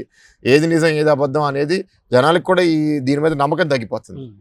సో మనిషి చూస్తే మనిషి మీద నమ్మకం ఇంకా ఎక్కువ ఉంది. కళ్ళతో సొంత కళ్ళతో చూసింది, ఫోన్లో చూసింది వేరే అనేది వాళ్ళకి అర్థమవుతుంది. అంటే నేను ఈ క్వశ్చన్ ఎందుకు అడిగానంటే అండి, వైసీపీ సోషల్ మీడియా ఉన్నంత ఇదిగా టీడీపీ సోషల్ మీడియా అనేది లేదు అని చెప్పి రకరకాల ప్రచారాలు అయితే జరుగుతున్నాయండి. వాళ్ళు ఒక యుద్ధంలాగా చేస్తున్నారు. అంటే ప్రతిదాన్ని, అంటే వాళ్ళ ఆలోచనలు కావచ్చు, ఎనీథింగ్ ప్రజల్లో తీసుకున్నారు. కానీ అన్నీ తెలిసిన, అంటే టెక్నాలజీకి గురువు లాంటి చంద్రబాబు గారు ఉన్న టీడీపీ పార్టీ అంత ఇదిగా లేదు అని వినిపిస్తూ ఉందండి. అదే అంటున్నానండి, ఇప్పుడు నేను కూడా జనాలకి ఎట్లా చేరాలి, ఇప్పుడు మీతో ఇంటర్వ్యూని ఎందుకు చేస్తున్నాను, నా ఆలోచన జనాలకి చేరాలి మీ ప్లాట్ఫామ్ ద్వారా. ఒక ఇన్స్టాగ్రామ్ ఇన్ఫ్లుయెన్సర్తో కూడా నేను ఏదో కాంటెంట్ ఎందుకు క్రియేట్ చేస్తాను, ఆ ఆడియన్స్కి కూడా నా మొహము, నా పేరు, నా ఆలోచన చేరాలని ప్రయత్నిస్తాను. సో రకరకాల మాధ్యమాల్లో రకరకాల వాళ్ళని మనం వినియోగించడంలో తప్పులేదు. కానీ ఇవాళ మీరు అన్నట్టు వైసీపీకి విపరీతమైన అక్రమంగా సంపాదించిన డబ్బులు ఉన్నాయి. ఆ డబ్బులు వాడుకుని చాలామందిని కొనేయడం, వినియోగించడం, దుర్వినియోగం చేయడం, ఒత్తిడి పెట్టడం జరుగుతుంది. నా మీద కూడా చాలా డబ్బులు ఖర్చు పెట్టి పోస్టులు పెట్టించడం. ఇప్పుడు కొన్ని పేజీలు ఇన్స్టాగ్రామ్లో ఉన్నాయి పేజీలు, లేకపోతే యూట్యూబ్లో ఉన్నాయి పేజీలు, వాళ్ళతో ఏదో కాంటెంట్ క్రియేట్ చేయడం, కొన్ని ఇంటర్వ్యూ చేసి డైరెక్ట్గా ప్రత్యక్షంగా అపేర్ అవడం ఒక లెక్క అయితే, ఇంకో లెక్క వాళ్ళు ఉండరు దాంట్లో, కానీ ఎవరితోనో వాళ్ళు ఏదో మాట్లాడుతున్నట్టు నాకు వ్యతిరేకంగా డబ్బులు ఇచ్చి చేపిస్తారు. ఆ డబ్బులు ఇచ్చి చేపించేది ఏంటంటే జనాలు చూసి నమ్మట్లేదు. ఎందుకంటే మామూలుగా ఆడుతూ పాడుతూ పాటలు పాడుతూ డాన్స్ చేస్తూ ఒక ఇన్స్టాగ్రామ్ ఇన్ఫ్లుయెన్సర్ ఉంటే వాళ్ళతో సడన్గా వచ్చి రాజకీయం గురించి మాట్లాడి నా మీద పోటీ చేసే అభ్యర్థి బాగుంది, భరత్ బాగాలేదు అంటే ఆ ఆడియన్స్కి కూడా అది సింక్ అవ్వదు. అది నేను అనేది ఏంటంటే మీరు కొలాబరేట్ చేసుకోండి, మీరు వాళ్ళ సహాయం తీసుకోండి. నేను ఇవాళ వాళ్ళు కూడా ఏంటంటే ఎలక్షన్స్ వచ్చింది కదా, సంపాదన మిమ్మల్ని డబ్బులు అడిగితే ఇవ్వండి, నేనే కాదనట్లే. కానీ చేసేది ఏదో మీ మనస్తత్వం తెలిసేటట్టు చేసుకోండి. అంటే నేను అనేది ఏంటంటే సార్, యాక్చువల్గా అంటే మీకు సోషల్ మీడియా మీద చాలా పట్టుంది. చంద్రబాబు గారు కావచ్చు, లేకపోతే మీ పార్టీకి కావచ్చు, అంటే రకరకాల వింగ్స్ అంతా డబ్బులు వాడుతున్నారండి. కాదు సార్, నేను అనేది డబ్బులు వాడకుండా కూడా వాళ్ళకి ధీటుగా వెళ్ళొచ్చు కదా, మీరు ఎందుకు వెనకబడుతూ ఉన్నారు? ఇదేమైనా మైనస్ అయ్యే అవకాశం? ఎఫర్ట్ లో, ఆలోచనలో తేడా లేదు. వాళ్ళు డబ్బు మాకన్నా 10 రెట్లు 100 రెట్లు ఎక్కువ వాడుతున్నారు. అదే ఇప్పుడు ఒక వీడియోని బూస్ట్ చేసుకుంటారు, ఒక పేజ్ని బూస్ట్ చేసుకుంటారు. ఇన్ఫ్లుయెన్సర్ సమాజంలో ఇప్పుడు ఇక్కడ ఇన్ఫ్లుయెన్సర్ అంటే ఏంటి, ఒక 50,000 1,00,000 మంది ఫాలోవర్స్ ఉన్న పేజే ఇన్ఫ్లుయెన్సర్. అది యూట్యూబ్ అవ్వచ్చు, ఫేస్బుక్ అవ్వచ్చు, ఇన్స్టాగ్రామ్ అవ్వచ్చు. ఆ ఇన్ఫ్లుయెన్సర్స్ అందరిని పోగు చేసి నీకు పోస్ట్కి ఎంత ఇస్తా, లేకపోతే నీకు 2 వారాలకి ఎంత ఇస్తాను, నేను చెప్పింది చే. వాళ్ళు ఏంటంటే పెద్ద పెద్ద డబ్బులు ఇచ్చేస్తున్నారు అనుకోండి, వాళ్ళందరి గురించి వాళ్ళ గురించి మాట్లాడతారు. వీళ్ళందరూ ఒకటేసారి మాట్లాడితే వాళ్ళందరూ సోషల్ మీడియాలో కనపడితే ఓహో వీళ్ళు అద్భుతంగా చేసేస్తున్నారు వైఎస్ఆర్సీపీ అని అనుకుంటారు. అదేమి జెన్యున్గా జరిగింది కాదు కదా, డబ్బులతో జరిగింది. కానీ అదేమి శాశ్వతంగా నిలవవు. ఎందుకంటే మొన్న ఒక పెద్ద ఆయన చూసాం, ఎవరో ర్యాండమ్గా ఆయన ఇంటర్వ్యూ చేశారు. ఆయన అడుగుతున్నారు ఏంటి పరిపాలన ఎక్కడ ఉంది, ఆయన విశాఖపట్నంలో ఉంటున్నాడు. నా గురించి కూడా అడిగారు ఆ ఇంటర్వ్యూలో. ఆయన నా గురించి బాగా మాట్లాడారు. నాకు ఆయన ఎవరో కూడా తెలియదు, ఆ ఇంటర్వ్యూ చేసిన ఎవరో కూడా తెలియదు. కానీ ఆ వీడియో నేను బాగా చేసిందబ్బా అని ట్రాక్ చేస్తుంటే నేను చూస్తే ఆ వీడియోకి 6-7 లక్షల వ్యూస్ వచ్చినాయి. 8 నిమిషాలు మాట్లాడాడు ఆయన. సో నేను అనేది ఏంటంటే ఫ్యాబ్రికేట్ చేయడము, అబద్ధాన్ని నిజం చేయడం, చాలా డబ్బులు ట్రై చేస్తే కొంత వెళ్తుంది. జనాలు నాడి దాన్ని ఒక అర్థమయ్యేటట్టు లేకపోతే ఎక్కేటట్టు ఎవరన్నా చెప్తే డబ్బు ఏం అవసరం లే, దీనికి ఏం డబ్బులే 6-7 లక్షల మంది చూస్తారు. అది కూడా ఉంటుంది. నీ కర్మని నమ్ముతా. ఓకే. నువ్వు నా దగ్గర డబ్బు బలం ఉంది, అంగబలం ఉంది కాబట్టి భవిష్యత్తుని నేను కంట్రోల్ చేయగలుగుతాను. అది దేవుడికే ఉంటుంది ఆ పవర్, నీకు ఉండదు, ఎవరికీ ఉండదు. ట్రై చేయొచ్చు మనం, కొంచెంసేపు మనకి అనిపించవచ్చు నేను కంట్రోల్ చేస్తున్నానని, అది తాత్కాలికం. ఓకే. కొందరికి బాగా నడిస్తే కొన్ని సంవత్సరాలు నడవచ్చు వాళ్ళకి ఆ బండి, కానీ ఎవరికైనా సరే డౌన్ అనేది వచ్చేస్తుంది. ఓకే సార్, ఇప్పుడు మీరు కర్మని నమ్ముతున్నారు అని ఒక మాట అన్నారు, కర్మని బిలీవ్ చేస్తారని. ఈ కర్మని బిలీవ్ చేస్తున్నారు కదా, ఇది మిమ్మల్ని ఎలాంటి స్థాయిలో నిలబెట్టబోతుంది, రేపు పొద్దున రాజకీయంగా ఎలాంటి ఎత్తులకు తీసుకుని వెళ్ళబోతుంది అనుకుంటున్నారు మీరు? అంటే కర్మ మనం మంచి చేస్తే మనకి మంచి తిరిగి వస్తుంది అని. అదే అండి. And at the same time మంచి తిరిగి వస్తుంది అంటే పదవి వస్తుంది అని కాదు కదా. ఓకే. నేను మంచి చేశాను కాబట్టి నాకు పదవి రావాలని నేను అనుకోను. ఇంకోటి కూడా నమ్ముతాను నేను, కష్టం మాత్రమే మన చేతిలో ఉంది, ఫలితం మన చేతిలో లేదు. కష్టం చేశాం కాబట్టి ఫలితం రాకపోతే బాధపడితే అది కరెక్ట్ కాదు కూడా అనిపిస్తుంది నాకు. 2019 ఏం జరిగినా నా మంచిగా జరిగిందని అనుకుంటాను నేను. ఓకే. సో ఒకవేళ 2019లో ఓడిపోయినప్పుడు అది నాకేమి బ్యాడ్ అని అనుకోలేదు, నాకు అదే మంచిదని అనుకున్నా. ఓకే. అట్లా అని గెలవడానికి పనిచేస్తా, కానీ ఓడిపోతే దానికి ఏదో కారణం ఉందని అనుకుంటాను. ఓకే.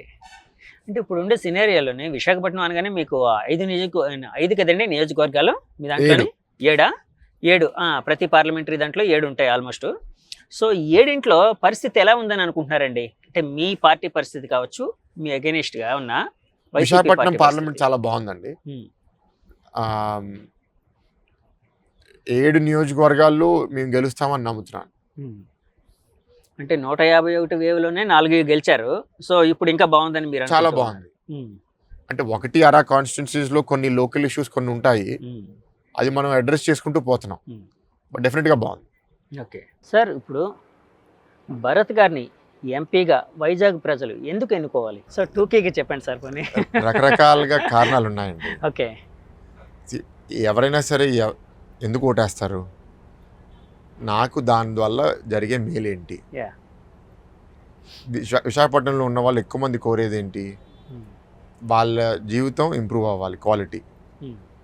దానికి ప్రధానంగా ఒక నగరంలో ఉన్న సమస్యలు, మౌలిక సదుపాయాలు ఇంప్రూవ్ అవ్వాలి, చదువు అవకాశాలు ఇంప్రూవ్ అవ్వాలి, ఆరోగ్య సమస్యలు వస్తే దానికి అందుబాటులో ఆరోగ్య సేవలు ఉండాలి, అండ్ ఇక్కడ వాళ్ళ పిల్లలకి ఉద్యోగాలు ఉండాలి, ఖర్చులు అందుబాటులో ఉండాలి, నిత్యావసర సరుకులు, ఇవన్నీ ఎవరు సరిగ్గా నడపగలుగుతారు అంటే ఒక నావిని ఎవరు సరిగ్గా నడపగలుగుతారు? క్యాప్టెన్ చూసుకుంటారు. అది ఎమ్మెల్యే అయినా, ఎంపీ అయినా, రాష్ట్ర ప్రభుత్వం ముఖ్యమంత్రి అయినా. నేను ఒక మంచి అబ్బాయి, బాగా చదువుకున్నాడు, మంచి ఆలోచనలు ఉన్నాయి, దగ్గర దాకా వచ్చి ఓడిపోయాడు, గెలిస్తే చాలా చేయగలుగుతాడు. ప్రత్యేకంగా నేనేమో ఇక్కడ 7 పాయింట్లు చెప్తున్నాను. స్టీల్ ప్లాంట్ ప్రైవేటీకరణ ఆపుతామని, రైల్వే జోన్ ఇక్కడ వాల్టర్ డివిజన్ ఎస్టాబ్లిష్ చేస్తామని, లా అండ్ ఆర్డర్ మళ్ళీ రిస్టోర్ చేసి గంజాయి లేని విశాఖగా పనిచేస్తామని, లేకపోతే భూ కబ్జాలు లేని విశాఖ పనిచేస్తామని, పోలవరం ప్రాజెక్ట్ పూర్తి చేసి ఇక్కడ నీరు తీసుకొస్తామని, పెట్టుబడులు తీసుకొచ్చి 1,00,000 ఉద్యోగాలు సృష్టిస్తామని, రోడ్లు, బ్రిడ్జ్లు, మౌలిక సదుపాయాలు అన్నీ సరిగ్గా డెవలప్ చేస్తామని, ఇలా రకరకాలుగా ఇవన్నీ చేస్తామని. So these are all clear points అండి. ఇవన్నీ చేస్తాను. మోర్ దెన్ దట్ ఏంటంటే నిజాయితీ పరుడు, సింపుల్ పర్సన్, అండ్ అందుబాటులో ఉంటాడు, వింటాడు అనేది కొంతవరకు స్ప్రెడ్ అయింది, కొంత పాజిటివిటీ ఉందని నేను అనుకుంటున్నాను. ఇంకా ఎక్కువ స్ప్రెడ్ అవ్వాల్సిన అవసరం అయితే ఉంది. ఎప్పుడైనా 20 లక్షల మంది ఓటర్స్ కదా, వాళ్ళని ఎప్పుడైనా సరే ఎప్పటికీ రీచ్ అవ్వడం కష్టమే. ఓకే సార్, అలాగే మీ మీద ఒక ఆరోపణ అయితే ఉందండి, నాన్ లోకల్ అని. అంటే వైసీపీ క్యాడర్ కానీ, కొంతమంది నాయకులు కానీ, భరత్ గారు ఇక్కడ వ్యక్తి కాదు, హైదరాబాద్లో ఉండేవారు, తర్వాత ఇక్కడ వ్యాపారాల కోసం వచ్చారు, సో వ్యాపార పరంగానే ఇక్కడ ఉన్నారు, కానీ విశాఖపట్నంతో అంత అనుబంధం అనేది ఆయనకి లేదు అని చెప్పి కొన్ని ప్రచారాలు అయితే సాగుతున్నాయి. దానికి మీరు ఇచ్చే కౌంటర్ ఏంటి? అది నాకు చాలా మేల్ అయిపోయిందండి. అది దానివల్ల నేను చాలా హ్యాపీ ఫీల్ అవుతున్నాను. ఎందుకు సార్? ఎందుకంటే ఆ లోకల్ నాన్ లోకల్ అనేది నేను అసలు నమ్మను. ఓకే. కానీ లోకల్ నాన్ లోకల్ అని వాళ్ళు తీసుకొచ్చి వాళ్ళకి అది బ్యాక్ ఫైర్ అవుతుంది. ఎలా అంటారు? నామే పోటీ చేసే అభ్యర్థి ఝాన్సీ గారు ఇప్పుడు 5 సంవత్సరాలు విశాఖ స్టీల్ ప్లాంట్ గురించి ఏం మాట్లాడారు? లేకపోతే రైల్వే జోన్ వాల్టర్ డివిజన్ గురించి ఏం మాట్లాడారు? 2019లో ఇక్కడ పోటీ చేసింది ఎవరు? నేను కదా. ఓకే. ఈ 5 సంవత్సరాలు దాని మీద మాట్లాడింది కూడా నేనే కదా. అండ్ ఇక్కడ ఉద్యోగ కల్పన గురించి, లా అండ్ ఆర్డర్ సమస్యల గురించి, గంజాయి గురించి, ఇక్కడ ఎంపీ వైఫ్ అబ్బాయి కిడ్నాప్ అయినప్పుడు దాని మీద స్పందన ఏంటి, కోవిడ్లో ఇక్కడ మీరు ఏం సేవలు అందజేశారు, మా హాస్పిటల్లో 3-4 వేల మంది కోవిడ్లో ట్రీట్మెంట్ తీసుకున్నారు, ఇక్కడ మెడికల్ క్యాంపుల ద్వారా ఇక్కడ ఇంచుమించు 2 లక్షల మంది గత 6 సంవత్సరాల్లో క్యాంపుల్లో ఫ్రీగా అండ్ చాలా తక్కువ కాస్ట్ ట్రీట్మెంట్ చేయించుకున్నారు. సో వాళ్ళు చేసేదంతా నాకు పాజిటివ్గా యాడ్ అవుతుంది, అది నెగిటివ్గా నేను అనుకోవట్లేదు. అండ్ మా తాతగారు ఇక్కడ 1964లో వ్యాపారం మొదలుపెట్టారు, 59లోనో 60లో ఇక్కడ చదవడానికి వచ్చారు. సో అనుబంధం ఇక్కడ ఈ ప్రాంతానికి 65 సంవత్సరాల నుంచి ఉంది.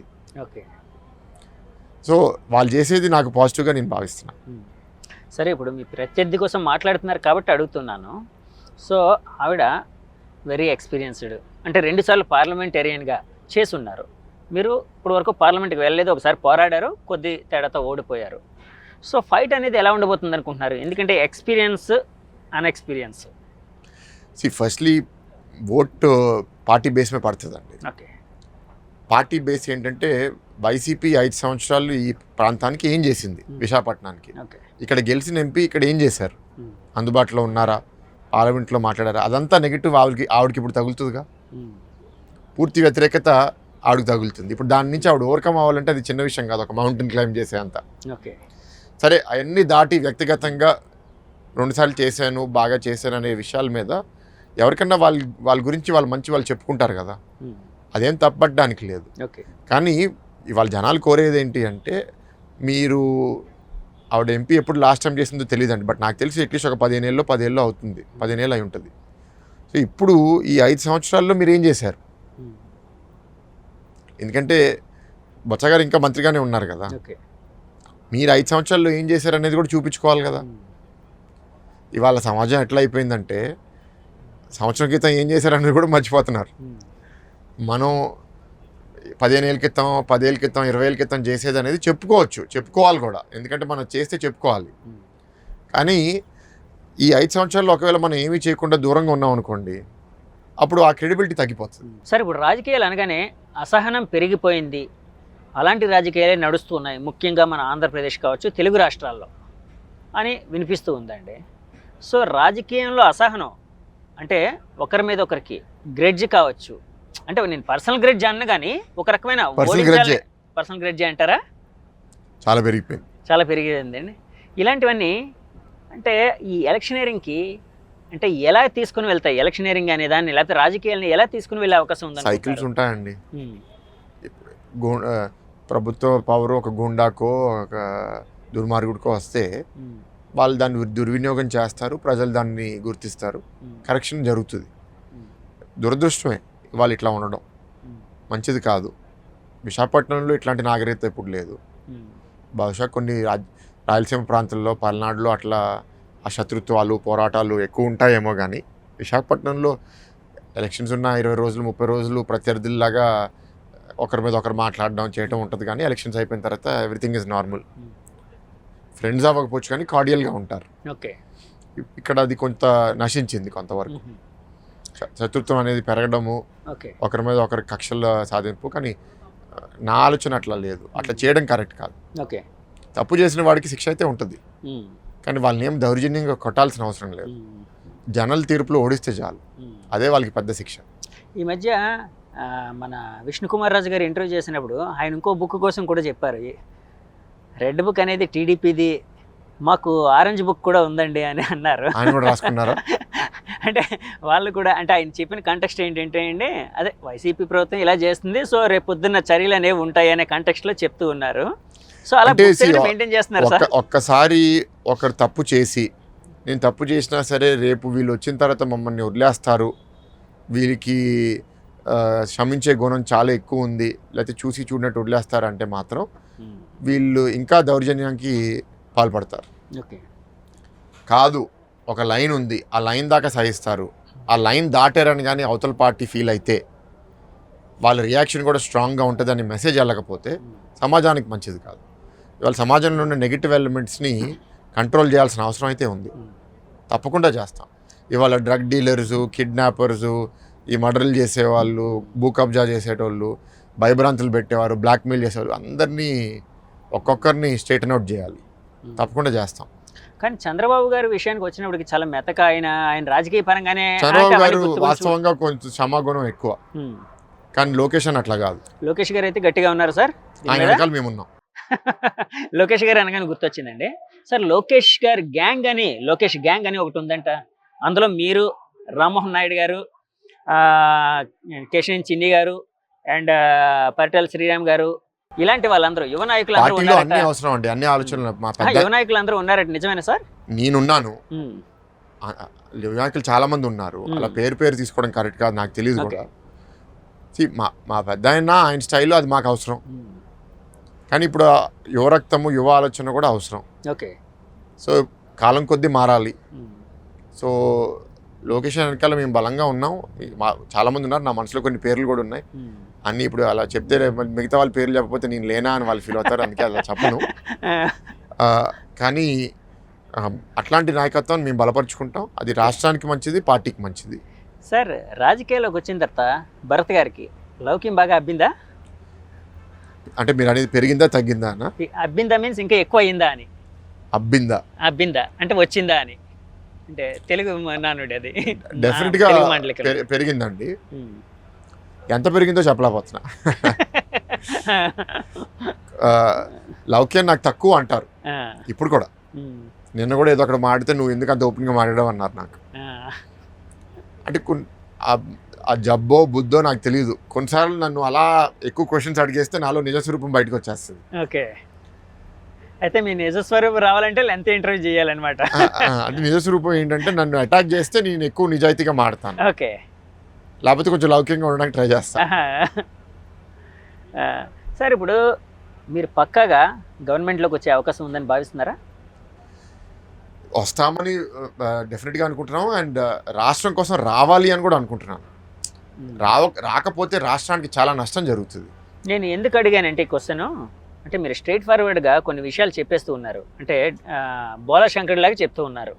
సో అది కొంత మైనస్ అయ్యే అవకాశం ఉంది కదా అని ఒక ఇన్సిడెంట్ని కూడా ఉదహరించాలని.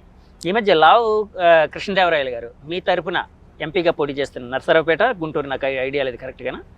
ఆయన ఒక మాట అన్నారు, అంటే మేము టైట్గా ఫైట్ చేస్తున్నాం, వచ్చే అవకాశం ఉంది, ఇంకా గట్టిగా ట్రై చేయాలి, అంటే కొంత పోరాడాల్సిన పరిస్థితి అయితే ఉంది మాకు అని. దాని మీద రకరకాల విశ్లేషణలు వచ్చాయి. లావు కృష్ణదేవరాయలు గారు ముందే ఓటమి ఒప్పేసుకున్నారు, తెలుగుదేశం పరిస్థితి గ్రౌండ్ రియాలిటీ ఎలా ఉంటుందో ముందే చెప్పేశారని చెప్పి వైసీపీ తరపు నుంచి వాళ్ళకి ఫేవర్గా ఓన్ చేసుకోవడానికి ట్రై చేశారు ఆ మాటలని. అంటే ఇలా లౌక్యం లేకుండా నిజాయితీగా చెప్పడం వల్ల ఇలాంటి ఇబ్బందులు ఎదురయ్యే అవకాశం ఉంది కదా? ఇబ్బందులు ఉంటాయి, అందుకే మనం మాట్లాడేది జాగ్రత్తగా ఉండాలి. కానీ లైఫ్లో ఎన్ని యావరేజ్ అవుట్ అయిపోతాయండి. ఇప్పుడు మా దగ్గర 175 ఎమ్మెల్యేలు, 25 ఎంపీలు, కూటమి అభ్యర్థులు పోటీ చేస్తున్నారు. అందరు రకరకాల మాటలు అంటారు. నెల రోజుల్లో రకరకాల మాటలు అంటే పైకి వెళ్తాం, కిందకి వెళ్తాం, పైకి వెళ్తాం, కిందకి వెళ్తాం. ఇవన్నీ జరగడం వల్ల ఏంటంటే నెట్ రిజల్ట్ జనాలు నాడి ఓటింగ్లో వస్తుందని నమ్ముతున్నా. ఓకే. సో మీరు అధికారంలోకి వస్తే లోకేష్ గారి టీం అనేది ఏ విధంగా పనిచేయబోతుంది? గవర్నమెంట్లో కానీ లేకపోతే పరిపాలనకి సంబంధించి పార్టీ పరంగా కానీ ఎలాంటి ప్రభావం చేసే అవకాశం ఉంది? అలా లేదండి. అంటే ఇప్పుడు ఇవాళ లోకేష్ అన్న ఉట్టి యంగ్స్టర్స్ని ఓన్ చేసుకున్నాడు అని అనడానికి లేదు. ఆయన ఇవాళ 97 నియోజకవర్గాలు 3132 కిలోమీటర్లు నడిచారు. ప్రతి లెవెల్ కార్యకర్త, ప్రతి ఏజ్ నాయకుడితో కనెక్ట్ అయ్యాడు ఆయన. ఓకే. సో ఇవాళ పెద్ద చిన్న పాత కొత్త అనేది లేదు. మనస్తత్వం బట్టి చాలామంది ఆయనతో కనెక్ట్ అయ్యారు. సో అది ఉంటుంది. ఇప్పుడు ఎప్పుడైనా సరే కొందరికి ఒకరు ఎక్కువ నచ్చచ్చు, కొందరు అంత ఎక్కువగా నచ్చకపోవచ్చు. ఆ డిఫరెన్సెస్ పూర్తిగా నాకు రాష్ట్ర వ్యాప్తంగా కూడా తెలియదు. కానీ ఆయనకంటూ ఒక మార్క్ అయితే ఆయన వదులుతాడు పార్టీ మీద. ఆయన నమ్మిన వాళ్ళు కూడా ఎవరైతే కష్టపడి పార్టీ కోసం పనిచేస్తున్నారో వాళ్ళు కూడా మంచి భవిష్యత్తు ఉంటుందని పార్టీలో నేను నమ్ముతున్నాను. సార్, చంద్రబాబు గారితో ఈ మధ్య మాట్లాడడం కానీ లేకపోతే ఇంటరాక్షన్ మొన్న వచ్చారు కదండి, కలిసి వెళ్ళారు. సో ఆయన ఏమైనా అడ్వైజర్స్ ఏమైనా ఇచ్చారండి మీకు, అంటే ఇలా పని చేయండి, అలా పని చేయండి అని? ఏమంటారండి, ఆయన చూస్తేనే మాకు అడ్వైస్.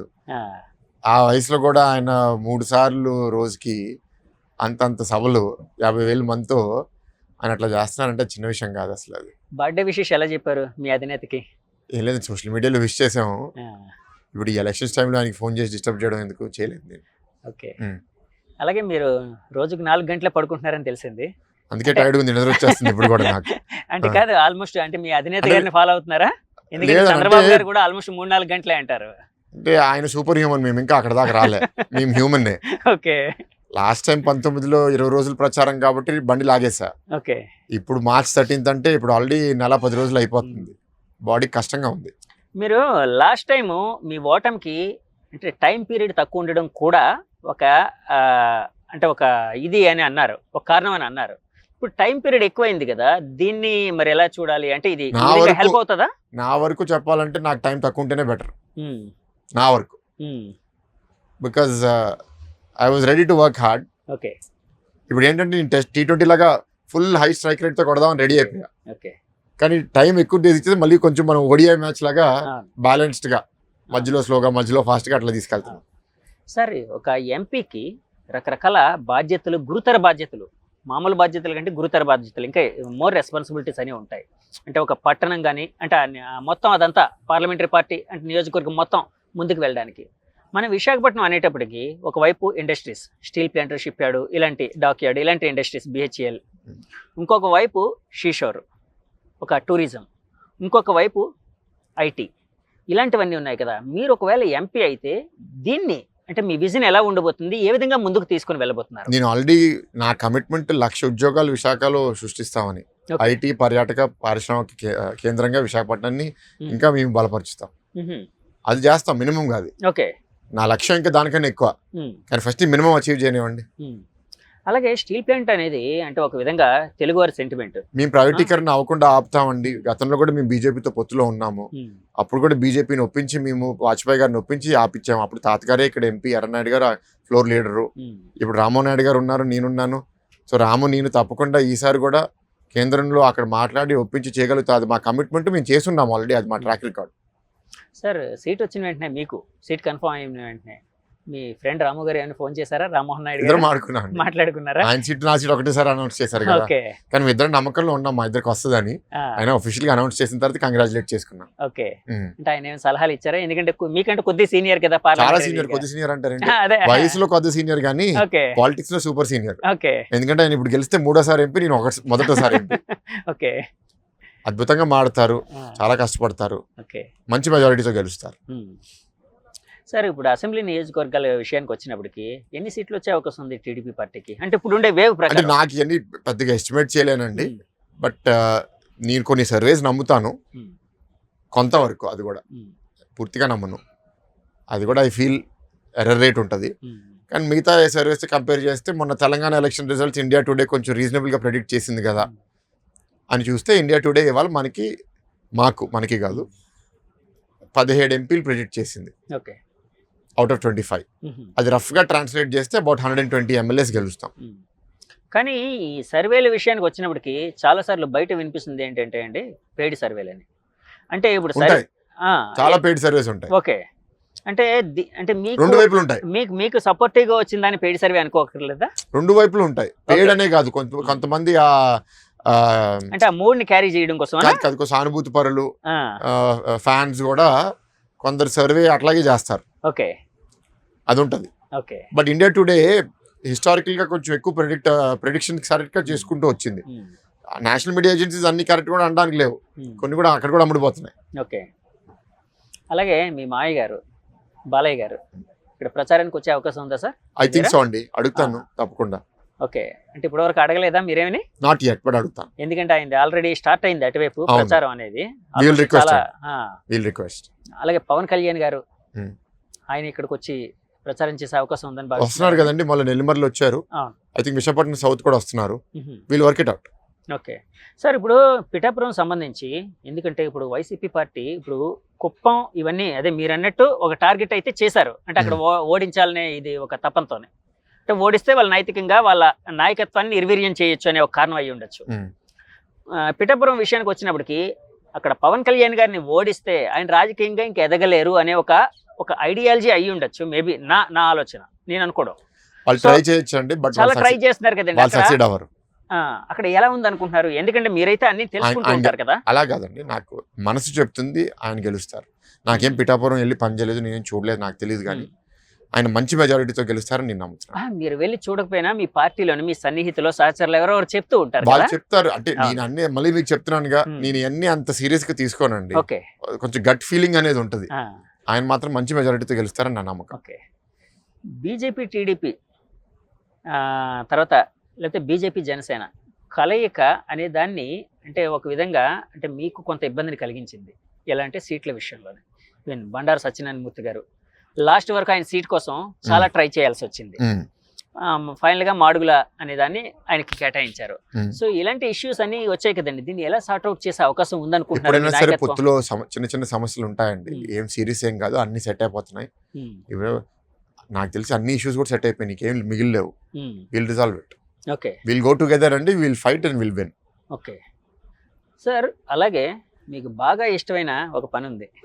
నాకు ఒకసారి ఇంటర్వ్యూలో అన్నారు మీరు, అది ఏంటండి ఎప్పుడు చేశారో కనుక్కుందామని. మీకు ఇష్టమైన వాటిలో అదొక పని, ఏంటండి అది? సినిమా చూడడం. ఆ, ఎప్పుడు చూసారు సినిమా? మొన్న చూసానండి ఏ సినిమా సార్? 3-4 వారాల క్రితం ఏమో టిల్లు స్క్వేర్ చూసాను నేను. ఓ, టిల్లీ స్క్వేర్. బాగుండింది, ఫన్ బాగుందా? ఎంటర్టైన్మెంట్ ఏముంది, ఓకే. మైండ్ బయట పెట్టేసి వెళ్ళి లోపల ఎంజాయ్ చేసుకుని వచ్చాం. It is good. ఎందుకంటే మీకు విపరీతమైన ఒత్తిడి ఉంటది కదండి ఈ టైంలోనే. సినిమాలు చూస్తే కొంచెం రిలీఫే.